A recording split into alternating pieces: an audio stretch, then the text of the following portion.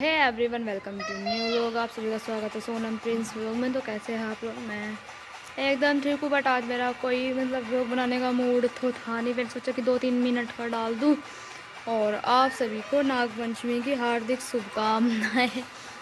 But हाँ, इस बार हम नागपंचमी पे गए नहीं, बस वैसे ही गए तो थे सभी, पर हम नहीं गए इस बार गाँव में से। सभी गए थे, ट्रैक्टर ट्रॉली वगैरह ले ला के गए थे।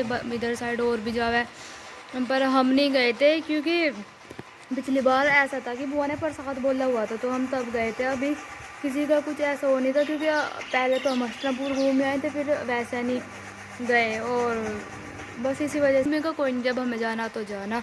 पर इस बार हम गए नहीं हैं, क्योंकि अगली बार सोच रहे अगली बार जाएंगे।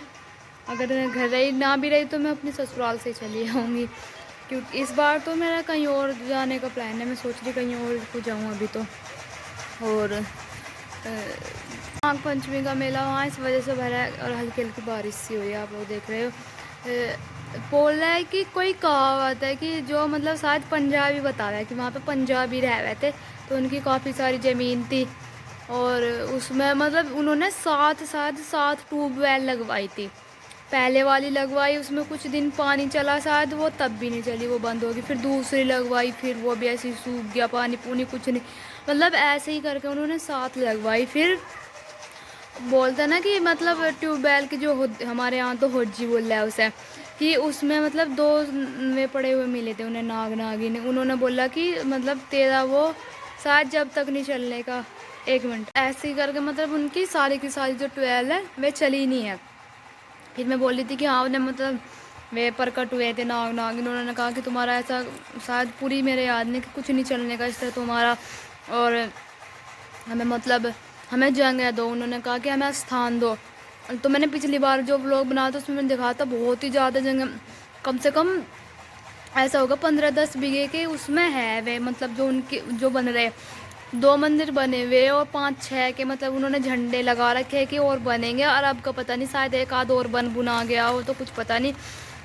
तो तब जाकर उनकी 12 चली थी। तो वे शुरू में किसी को पता नहीं था, तो शायद 1-2 को पता चला होगा।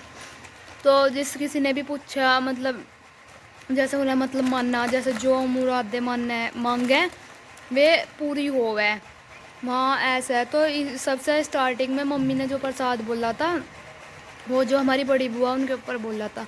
फिर तो सभी बोलते रहे, जैसे कोई भी जैसे कुछ थोड़ी बहुत दिक्कत आवे, तो वो जैसे कुछ ना कुछ घर में भाई सभी के प्रॉब्लम्स आते हैं, कोई ये नहीं कि किसी के।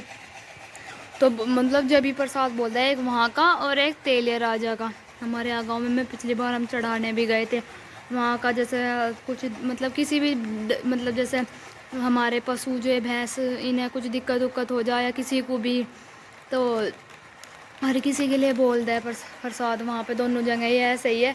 तो इसी वजह से इस बार हम गए नहीं थे। जब शायद बोल रखा हो जिसने भी ना भी बोलो, हम तो तब भी जा रही है। दो शायद 3-4 बार तो जा लिए हम, जब से हमें पता चला। तो इसी वजह से हम गए नहीं थे।